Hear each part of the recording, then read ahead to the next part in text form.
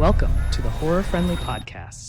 Hello, everyone, and welcome to a brand spanking new episode of the Horror Friendly Podcast. My name is Katie, and I am joined by Chantelle, and Chantelle only. Yes, Again, maybe Charlie didn't survive the needle pit after all that. yeah, I feel like, yeah, she said she was going to survive it, but you know, she's not here, No. so I'm not too sure. No, so yeah, it's just us two and our lovely friend Megan. Our best friend in the world, Megan. I don't even give a shit now. I'm not even going to leave the suspense until the last one, but like, yeah, we know what we're doing. Yeah, it's like a girl Definitely. power one. We've got yeah, sorry, Charlie, we've replaced you with a robot. God, can you actually imagine? I don't know if that'd be okay or not. I feel like it would end like this film. Yeah, like no, that the idea of that is just too scary for me, I think. Yeah, an AI generated third podcast host. Yeah. AI needs to slow the fuck down. Yeah, it does. It really does.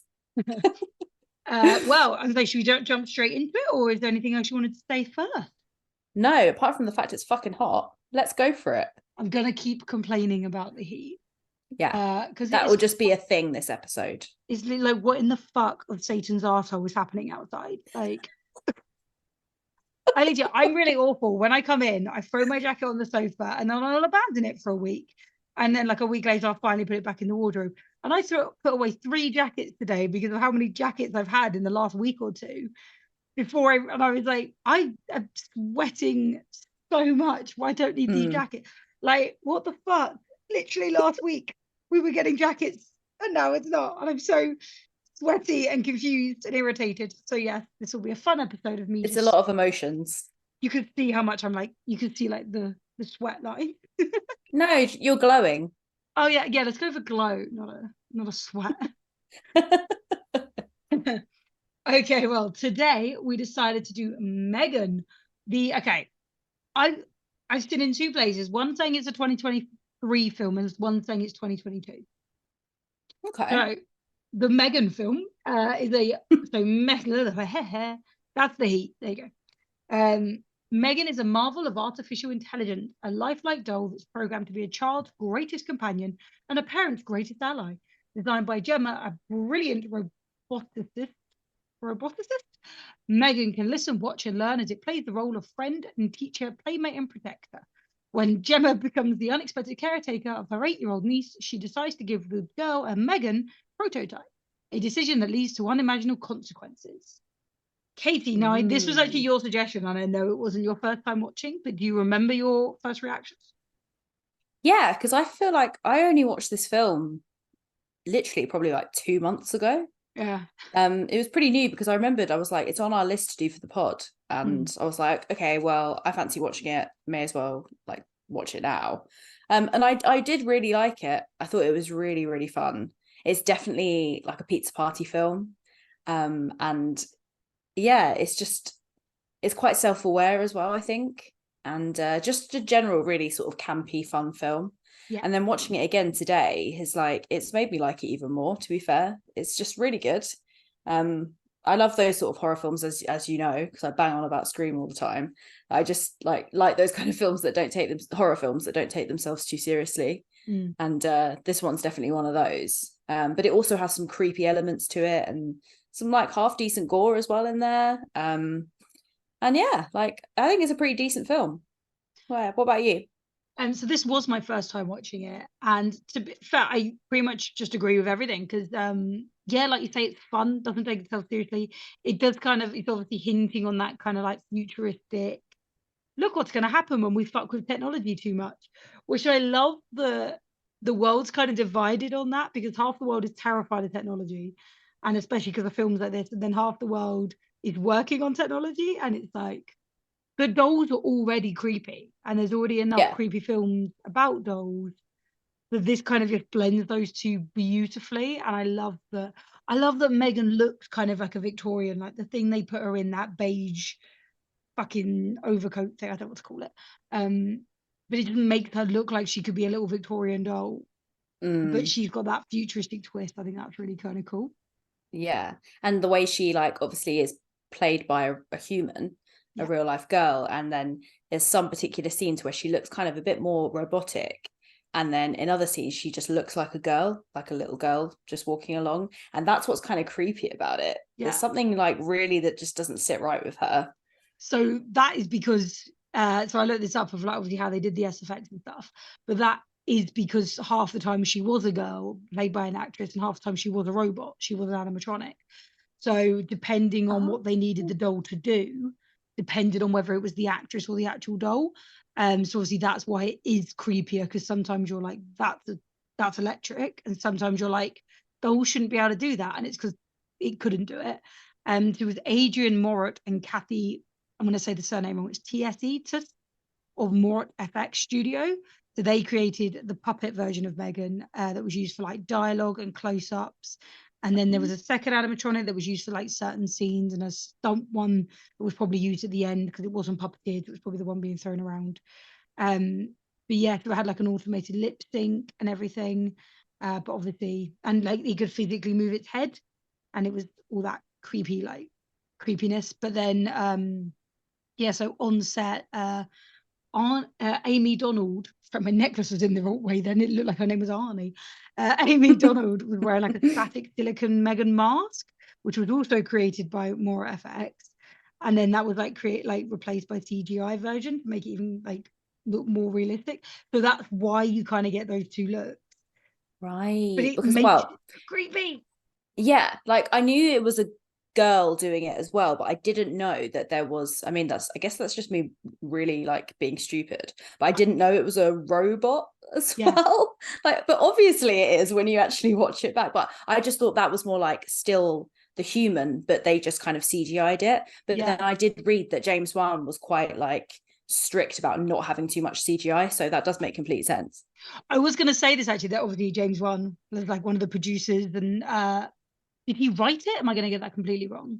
I I'm going to feel give like he someone did who wrote write it. And I'm not massively surprised because he also directed *Malignant*, which we Yes. covered not that long ago, and that film was batshit fucking crazy. No, but this was But yeah, so him having a hand in it kind of explains everything. yeah, But it was directed by Gerard Johnston, and I'm just trying to see if I know right, anything else that he's done. Like Housebound, I haven't heard of that okay. one.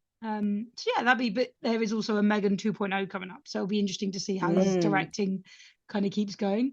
But the other thing as well, have you ever heard of the phenomenon? That might be the wrong word to describe it, but like uncanny valley. No, Okay, so it was actually my partner that told me about this like ages ago. But like once upon a time, when we were like way back when, like cavemen and that, our brains kind of developed this thing that like when we started seeing something that kind of looked human but wasn't human, your brain gets really unsettled with it because you can recognize that it looks like us, but it's not us. So it's why that when we see things like dolls or I'm trying to think of examples, there's a few things. Yeah, like Polar Express is a really good example because that kind of animation is almost too well animated that it makes people really uncomfortable watching it. I'm one of those people. Yeah, literally, a lot of people, there's like when they try and describe Uncanny Valley, that's the example they use because like if Right. they'd actually pulled it back and made it more cartoonish, it wouldn't have been as creepy. But it's that, and but which also raises the question: what used to exist that looked enough like us but isn't us that made our brains do this? Like, what was the survival instinct that kicked in? What the fuck was replicating humans that our brains kicked in and did this? Because God, it's like an that's evolution creepy. thing. Yeah, like it isn't a recent thing. This is evolution. So what the fuck used to exist that kind of looked like us?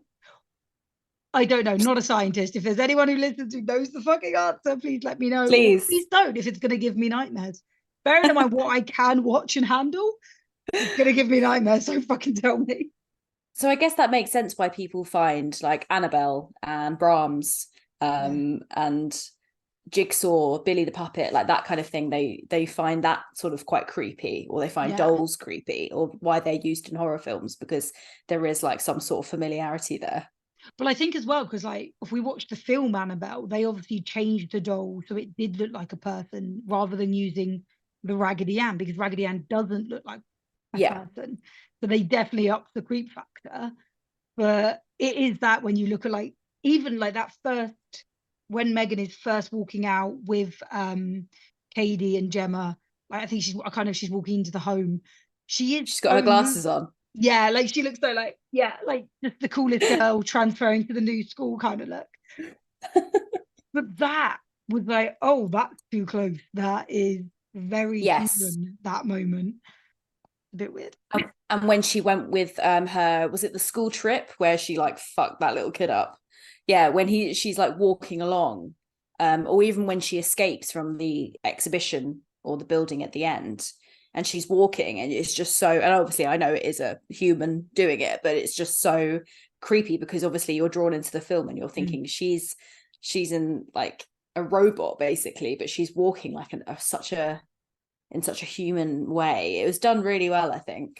Yeah, it's the fact that obviously the neighbor kept mistaking her for a second child, and every time, as you say, every time she was walking out, like she walked out of that building and nobody even thought to stop her. They just thought it was a child, which also begs the question: why was no one stopping the child with no adult? But but also there were 2 dead bodies. People were preoccupied. Yeah, but like there was a lot going on. Yeah, and from the back, people didn't know that was a robot. Like, it's crazy. Yeah, I know. I mean, it's probably stating the obvious, really, but this film was heavily inspired by Chucky as well, which obviously it all makes sense. Like you've got like it's not obviously possessed, but you've kind of got the doll that throughout the films and the franchise becomes more and more human, and so there is some sort of like scariness about that. And I think as well, when you are going to do a film about like a robot or an AI thing that's coming to life and is going to start killing people, like you can't, like Chucky, you can't make it this really serious kind of like horror film. So I guess they kind of went down the Chucky route where they kind of have these really cool one-liners, and Chucky is kind of funny, and in a way Megan is kind of likable for a lot of it because she does have these funny things that she says. But the problem is as well, like you say, she's likable because actually she's just protecting the little girl.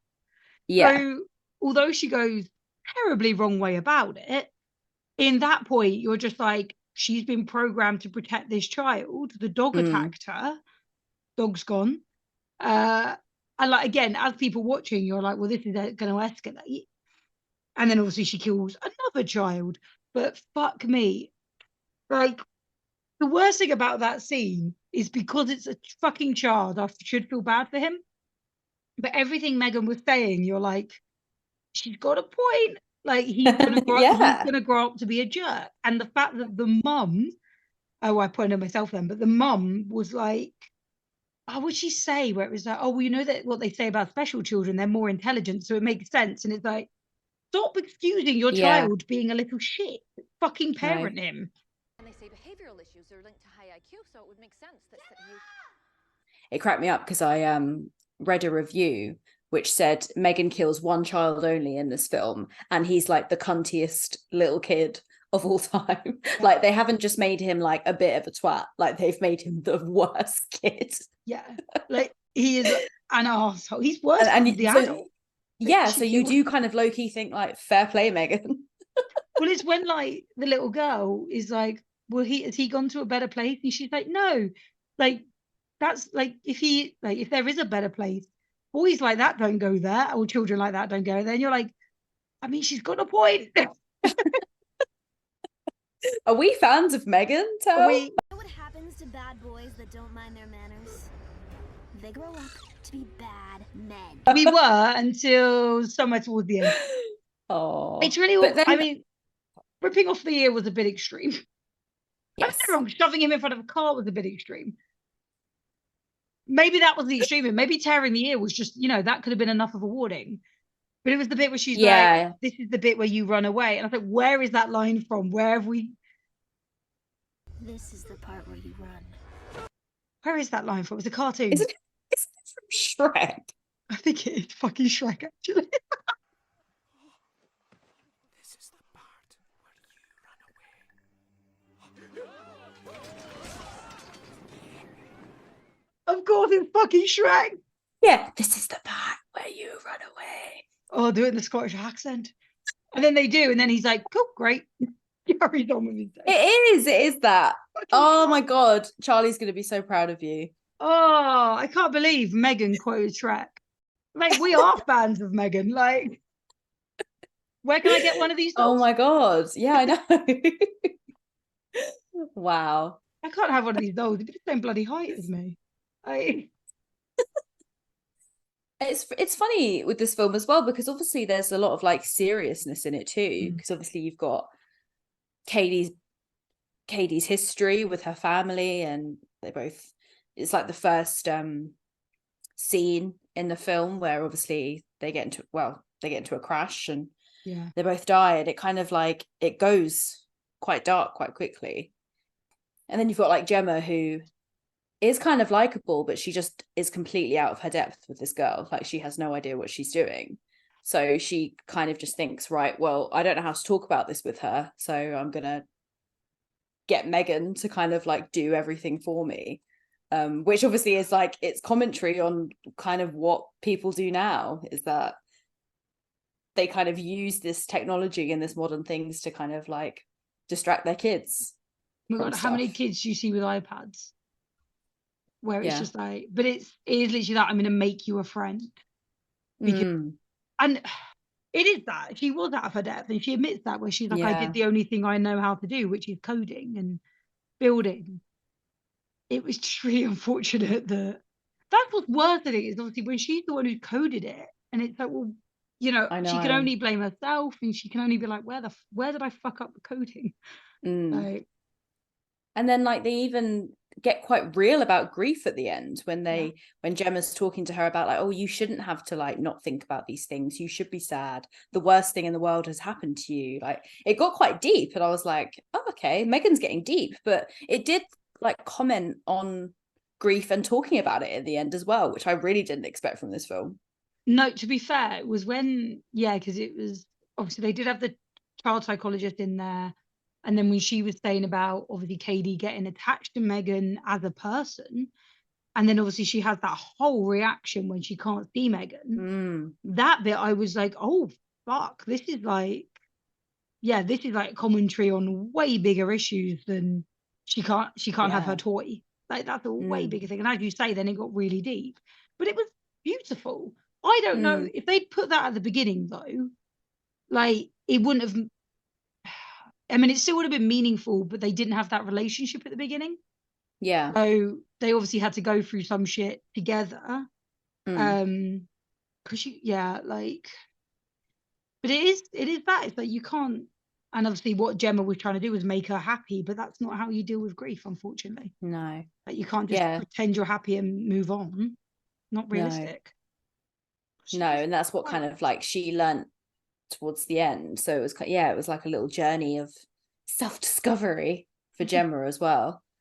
Honestly, Gemma wasn't grieving. She was so busy with her job and she wasn't looking after this kid. She didn't grieve her sister. Like, and that's the thing is, like, Katie needed someone to show her how to grieve, because she's a fucking kid with very big feelings. But it was kind of, she needed some emotion, and she wasn't getting that from Gemma, and she got it from Megan. Yeah, and the worst thing was Megan was quite good at it. Yeah, I really thought it was really funny when David, the like CEO guy, in the advert, when obviously you saw Katie like, oh, I lost my parents and this, and then he's like, imagine what Megan could do for children that haven't lost their parents. And I was like, Jesus Christ. Look at that face. That kid's not just surviving, she's thriving. Now imagine what a toy like Megan could do for hundreds of thousands of kids all across the world, even the ones who don't have dead parents. That was such a good line. It was such a good line, and it just took me off guard. I was like, I'm sorry, what? I did like his character, I must admit. He was unlikable, but he played it very well. Yeah, he did. He was really good, but really cracked me up. But I was like, I really thought they were actually going to market Megan as like a grief doll for a bit after they did like the demonstration. I thought that's how they were going to market her. So, I mean, I'm glad, but obviously they wouldn't have, because they then couldn't capitalize on all those children not grieving. Yeah.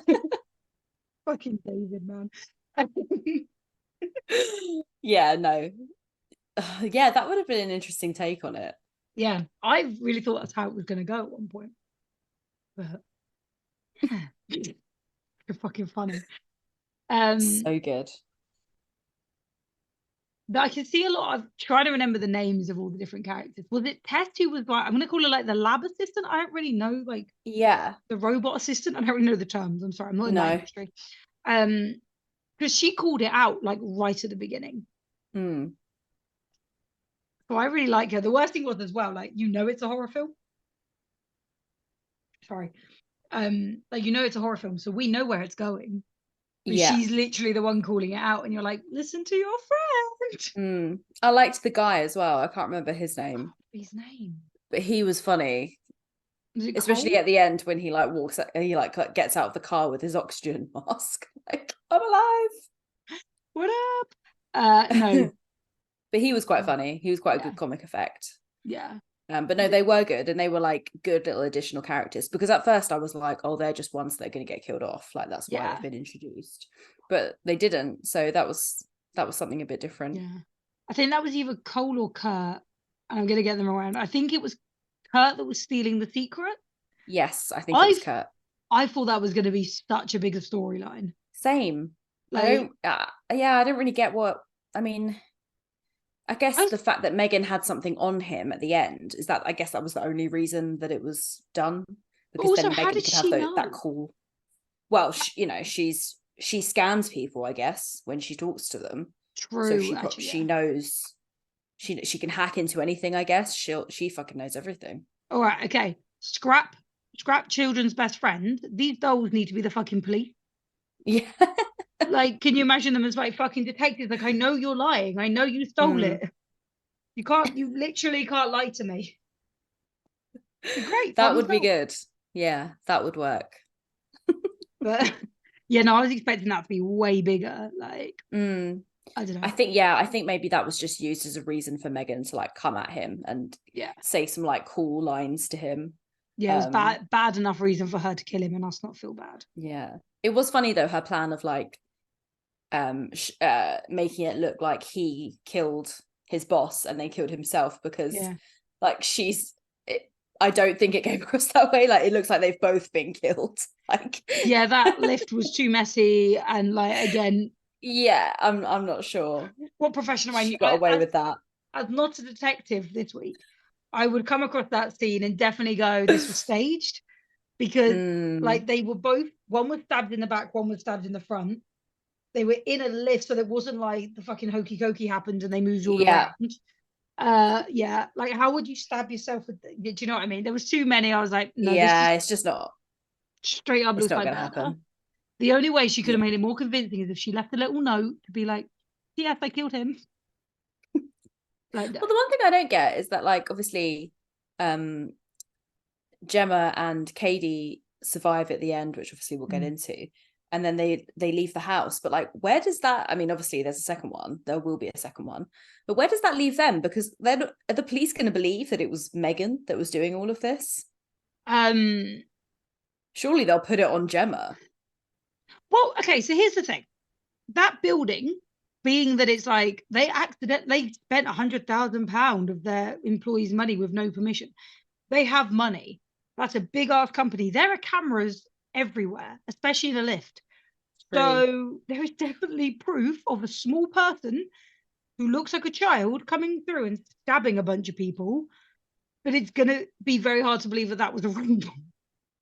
Will they blame Katie? They might blame I don't know, because she doesn't look like Megan. But again, it's the wig. Yeah, and then you've got the lab assistants who are there, and they saw Megan do it, so they've got witnesses. So yeah, it'll be interesting what they do, because obviously the ending set it up for Megan to still be alive. Yeah, but it will be interesting to see how they start it, because like, how does that possibly end for them? Like, oh yeah, sorry, it was that doll I made.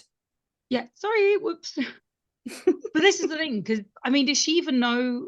Like, at the end, does Gemma even know that like David's been killed and the other guy, and like, I don't think so. No, the last she spoke was to Megan, but she thought it was Tess on the phone. Yeah. So actually, as far as she knows, everyone's all alive. It's all hunky dory. That's no, very true. well, she knows Megan's there, but she doesn't know anything else. So No, that's very true. how's it? Oh, I don't know. I'll be interested to see how it works with her being in that. I don't know what that thing was. I forgot what it was called, like Evie, but I kept calling it the Alexa because I couldn't remember what they called it. Yeah, I can't remember. But like the fact it could just jump from one to the other. I know, that was crazy. But I think I'm going to just say it. My favorite character in this entire film is Bruce. There's another member from the family we didn't tell you about. His name is Bruce. Oh, fucking yes, Bruce. I literally for a minute there, I was like, who the fuck was Bruce? Do you know what's funny about Bruce? I forgot, and as I just did, I completely forgot about Bruce until that kid was literally wearing the glove. Right. Well, when I first watched it, I was like, oh, it'd be so funny if it was like a Megan Bruce off. But then when Gemma was like being attacked by Megan and they went into her study, she like pushed Bruce out the way. So I was like, oh, okay, like that might not happen then, because like Bruce is on the floor now. Like that's not happening.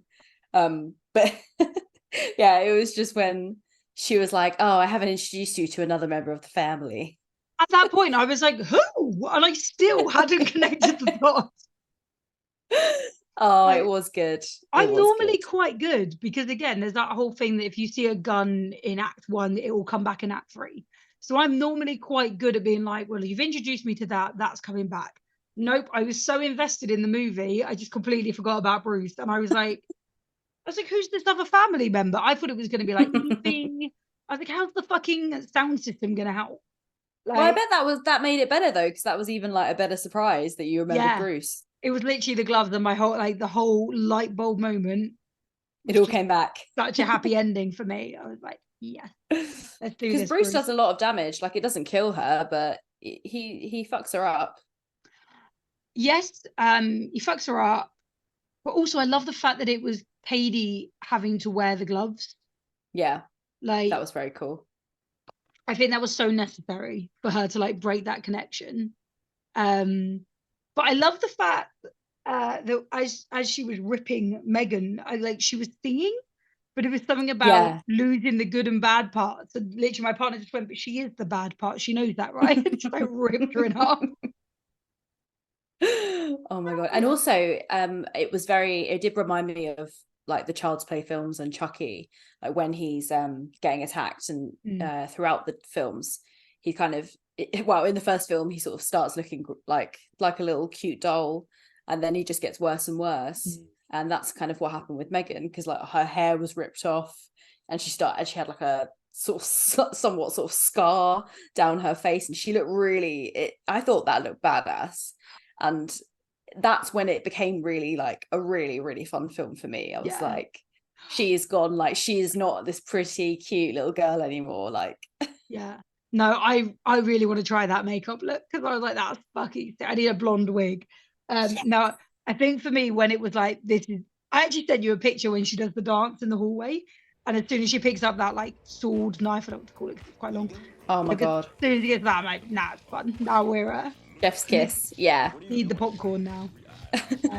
Well, I mean, that whole dance thing, like that's like a meme of its own. I think when Megan came out, like Gen Z and TikTok just went mad for it, because I think the marketing was amazing for this film as well. And Alison Williams, who plays Gemma, she was an executive producer of this film. Wow, well. I didn't know that. It was like her debut. She's been in a couple of other horror films as well.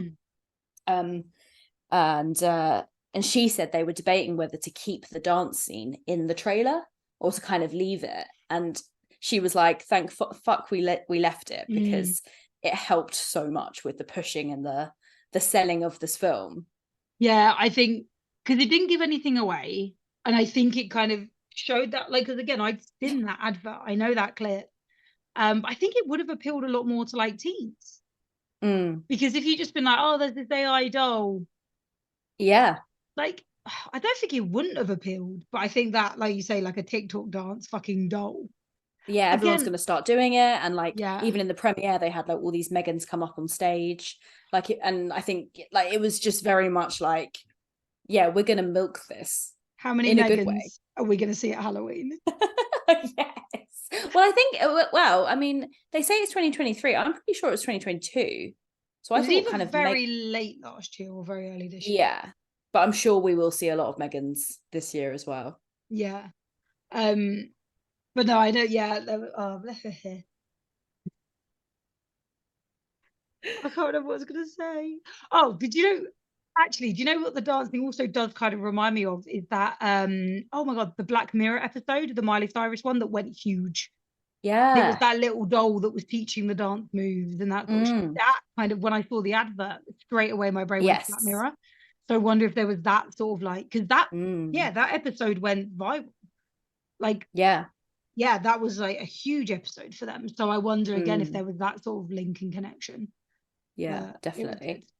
No, I like that there wasn't loads of dancing in the film though, because even when she sang the first time, I thought, oh god, it's singing, but then like it wasn't loads, so it wasn't like really cringy. But like the first time, I was like, oh god, no, I don't want to hear like 3 minutes of her singing. But they obviously cut it, so it was fine.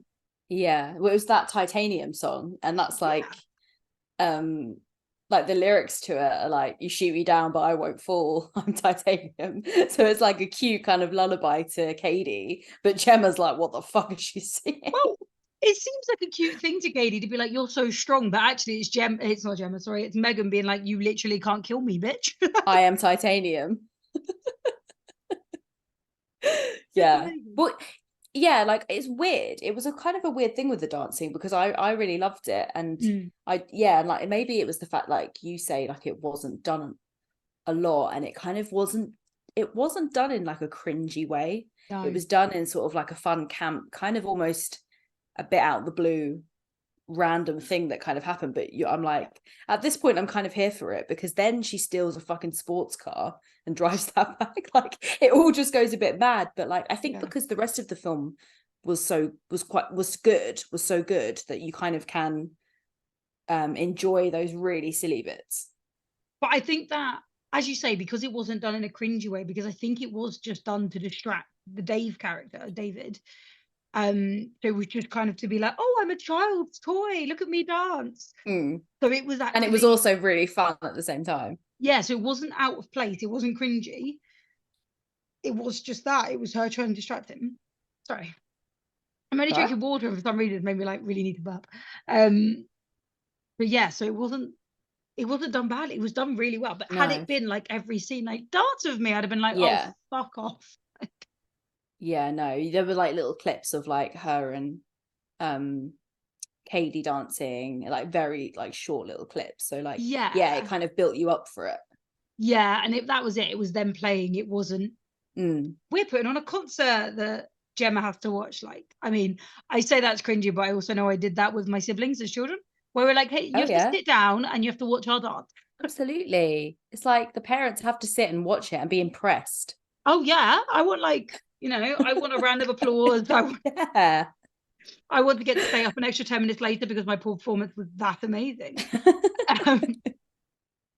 Yeah, exactly. So yeah, that's what I mean. That's why it's like it's sweet in a way, because it's everything Katie wants. Like she has this affection and someone like that's on her level and at her age a bit more, that she has that. So. And it's just that, isn't it? It's like she's trying to make a friend, but then we find out she's always been homeschooled. She's then lost her parents, and she doesn't know how to talk to people because she's now been living with a robot. So, it's going well. Social skills, great. And then one of the first kids she does talk to is an absolute arsehole. So it's going really well. Megan fucks him up. Oh, yeah, it's not going great. I'm hoping in the second one things go a bit better for Katie. Yeah, no, I am hoping that. I do love as well, actually. I was watching it, and at one point I was like, the voice sounds like what's she fucking called? Right, have you ever played Portal? Gladys. I haven't played it, I've heard of it. Oh, yeah, it's the fucking sassy Gladys thing that follows you around. Well done. Here come the test results. You are a horrible person. That's what it says. A horrible person. We weren't even testing for that. One of the few games I actually could play. Because it's taking I'll have to look it up. Yeah, but it's like a bit like that at points, and I thought that's quite cool. But I don't know if there Nice. was an inspiration or if it was just a coincidence, but it was quite good. But I do like that she could imitate voices. I thought that was quite a clever touch. But I like that Gemma also clicks on when she imitates the Evie thing, and is like, "You're not programmed to ask me how I am," and like straight away she's smarter than the neighbor. Yes, that's true. It's funny, the girl that voices Megan, she's like 19 and she's got a YouTube channel, so she like explains kind of like her journey of like voicing Megan and stuff. Oh, that's cool. And and she was saying that some of her friends are like really creeped out by her now because when she talks it's just Megan talking. But to be fair, I have heard her talk, and she does obviously put on like a higher voice and makes herself sound a little bit more like a little girl. It's Megan. So she doesn't, but yeah, like you listen to her and you're like, yeah, I can see you're Megan. Who's I think it's Nancy Cartwright who voices like Bart Simpson, and people have said that where like she, or like Lisa Simpson actress, I can't remember her fucking name, but yeah, she sounds like Lisa Simpson. Like the Bart Simpson is that you can hear it. Lisa Simpson doesn't fucking change her voice, so when you hear them like on the radio or whatever, it doesn't fucking, you're like, what the fuck is happening? So yeah, like their families must get it all the time, like their friends. Yeah, like, it is that voice. She is fucking creepy though. Again, we're bouncing a lot, sorry, as we always do. We always do. When she kills the boy, whose name I've already forgotten, when she kills the arsehole kid, chasing him on all fours. What the fuck? Yeah, that was creepy. I can only assume because she'd watched the dog attack, so she'd learnt that information. So she went onto all fours, and it's because it's quite an animal attack. It is. That's a really good point. And she bit the ear, but I wonder if like did the dog aim for her ear? Because the dog obviously bit her hair. Maybe. Like you said, it's very animalistic the way she attacked him. Yeah, so I wondered if it was trying to copy the dog. Or I was just like that. Because it was so weird how she just suddenly dropped, and I was like, okay. But I also don't know if it was because like that, like she runs quicker that way. Because she never runs on two legs. So I don't know if she has the ability. Yeah, maybe it was just a quicker way for her to get to him. Yeah. Because the rest of the film she doesn't run. Like when she did her dance and picks up the sword, that's the cool thing about her, is that she just walks. Yeah. And this guy's like, security, and she's just walking towards him. But yeah, maybe this because it was like a child, and I don't know. Or she was making herself seem a bit more intimidating. But you might be onto something there, because obviously she's already dealt with the dog. Yeah, so I wondered if it was that. Where that, because obviously she's supposed to be learning all the time, but the only aggression system was the dog. Good point. My God, if you ever get any AI, you just have to like it can't be in the room when we watch horror films. Oh my God. Why are you acting like Jason? Get out of my room. Oh my God. Just wears like just walking around with a hockey mask. Yeah, literally. Or a big knife hand, like Freddy or something. Fucking hell.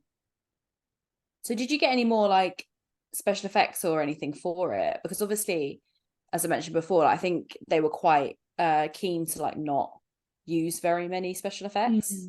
So I was just sort of having a look because who's Alison Williams? She's Gemma. Yeah. So she revealed a certain unrated moment that makes her speak to her stomach. And so the unrated, this is a quote from her. The unrated version is a lot of fun if you have the stomach for it. Oh my God, it should be when a child, the specific scene that makes her squirm. Oh my God, it should be when a child perishes. But at one point, someone's face loses a fight with a pressure washer, which is obviously the neighbor, and it starts to peel off. Even though I know how it works behind the scenes and I watched all the tests they did with the special effect makeup, I still get sick to my stomach when I see it. It just grosses me out. I don't do well with gore in general. So that moment is particularly gnarly to me. So I'm trying to find how they actually did it, because I hadn't thought about that scene. I've thought about like, because even when like David gets stabbed, you don't really see a lot of it. So they could obviously do it with just a bit of shoving it through. So I was actually I need to find how they did that bit, because that is fucking cool. I think I read somewhere that they toned down on the gore a little bit to appeal to teens a little bit more. But to be fair, I think they could have gone full fuck it mode and made it a lot gorier. I think that actually would have made it like a better film. Yeah, I I think it could have agree. been gorier. I agree but again, I think we obviously like, we obviously like. I do Yeah. kind of get that if it was like a teenage thing and it's like, oh well, this is the first time they're seeing like a horror film. It's their first introduction to the genre. I do kind of get why they probably nulled it down a little bit. Yeah. But Oh, then, yeah, I do get it. I but just then at the think same like time, they could go full. They could have gone like full on with it, I think. yeah. But I still think if they wanted it to appeal to like teenagers, you wouldn't have killed a child who was practically. Well, I know. He was like what, 12? Like he was a tall kid. Okay, shall we ask the important question then? Anything else Let's to do add it. on any of that? I don't think so. No, we skimmed it really fast, but yeah. Should we ask the important question? Good. Yes. Okay, Katie, would you survive M3gan? So would I survive? There is a chance, but then Gemma knew where to stab, and True. she knew where to what she thought was kill M3gan. Whereas I, being me, wouldn't know that. But don't know. I wouldn't know where to destroy M3gan. I would just keep trying to literally destroy her with my hands, but I feel like she would just still get up and kill me. And also, we know at the end that M3gan does survive. So, but then the kill count on it isn't massive. So maybe, I don't know. I'm a bit torn. Can you tell? Yeah. You know what? I'm gonna say yes because I'll try. Yeah. I'll just up my cardio. I know she'll start doing that weird like dog run, but I'll just up my cardio and I'll be fine. I have just found a quote on that as well, which I think is really cool. Amy Donald, that was playing M3gan, is a young dancer, and so the director realized that her dedication and physical abilities would enable her to play M3gan in a wide variety of scenes. And he was quoted saying, "She's an incredible young actress and she's a national dance champion, and she's a brown belt in karate. We hired a movement coach for her who worked at WETA and knows about wearing prosthetics and how to work within these suits. She could run really fast on all fours. She could run sideways on all fours really fast. And she was the loveliest, shyest little thing until the cameras were rolling. Then she became M3gan. In fact, she wanted to be called M3gan anytime she was on set." So, oh my God. She was great and this really sweet little girl, and then just turned into a fucking creepy little thing. Okay, maybe I wouldn't survive then. No, but you'd be fine.